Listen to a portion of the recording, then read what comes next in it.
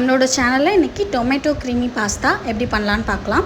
அதுக்கு நான் ஃபஸ்ட்டே ஒரு பாத்திரத்தில் சுடு தண்ணியை நல்லா அடுப்பில் சூடு பண்ணி வச்சுட்டு அதில் தேவையான அளவு பாஸ்தாவை சேர்த்து கொஞ்சமாக உப்பு சேர்த்து நல்லா வேக வச்சு எடுத்துக்கலாம். இப்போது ஒரு கடாயில் தேவையான அளவு எண்ணெய் ஊற்றி அதில் ரஃபாக சாப் பண்ண ஒரு பெரிய வெங்காயம் சேர்த்துக்கிறேன்.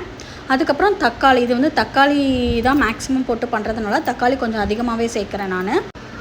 இப்போ இதில் வந்து கொஞ்சமாக ஒரு 5-6 பல்லு பூண்டு, கொஞ்சம் சோம்பு சேர்த்து நல்லா வதங்கினதும் இந்த எண்ணெய் வந்து அதிகமாக இருக்கிறதுனால எண்ணெயை தனியாகவும் வதங்கி இருக்கிற தக்காளி வெங்காயத்தை தனியாகவும் எடுத்து நல்லா மையாக அரைச்சி எடுத்துக்கலாம்.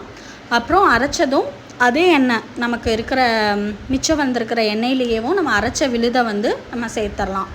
இப்போ இது கொஞ்சம் லைட்டாக வந்து குக் ஆகட்டும். இப்போ காரத்துக்கு கொஞ்சமாக சில்லி பவுடர் சேர்த்துக்கணும். கொஞ்சமாக சில்லி பவுடர், கொஞ்சம் கரம் மசாலா, கொஞ்சம் சாட் மசாலா. நமக்கு சாட் மசாலாங்கிறது ஆப்ஷன் தான், வேணும்னா சேர்த்துக்கலாம், இல்லைன்னா தேவையில்லை. கொஞ்சமாக சில்லி பவுடர், கரம் மசாலா மட்டும் கூட நீங்கள் சேர்த்துக்கலாம். இப்போ இதை சேர்த்துட்டு நம்ம ஏற்கனவே பாஸ்தாவில் கொஞ்சம் உப்பு சேர்த்துருக்கோம். பேலன்ஸ் தேவையான அளவு உப்பை வந்து நம்ம இந்த டைமில் சேர்த்துட்டு நம்ம வேக வச்சுருக்கிற பாஸ்தா நல்லா ரெடி ஆகிடுச்சான்னு பார்த்துட்டு இந்த மாதிரி டபுள் சைஸ் ஆனதும் அது நல்லா குக் ஆகிடுச்சுன்னு அர்த்தம். இப்போ இதை ஃபில்ட்ரு பண்ணி அதையும் நம்ம வந்து அந்த மசாலாவில் இப்போ நம்ம இதை சேர்க்க போகிறோம்.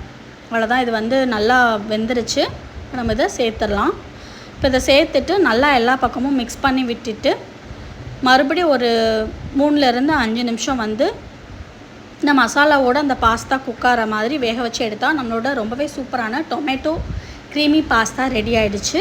கண்டிப்பாக நீங்கள் வந்து இதே மாதிரி மெத்தடில் ட்ரை பண்ணி பாருங்கள், உங்களுக்கும் பிடிக்கும். தேங்க்யூ.